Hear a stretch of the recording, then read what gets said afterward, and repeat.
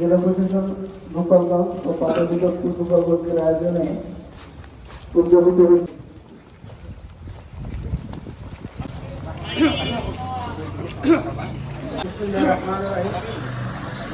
জাতীয় মহোদয়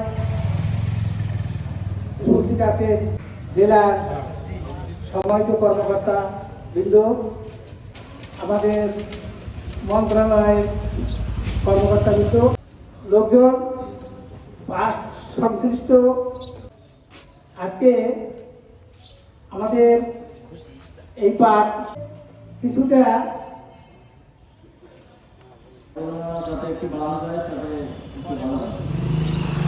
এই পাট পণ্যের উৎপাদন এবং করার কথা, কিন্তু আমাদের কাজ এখন শেষ হয়নি। আমরা সেখানে পাট চাষ করা হয় এবং এখানে যে 2-4টি কিছু কারখানা রয়েছে, আমি 2-1 ব্যবসায়ীর সাথে কথা বলতে সুযোগ হয়েছে।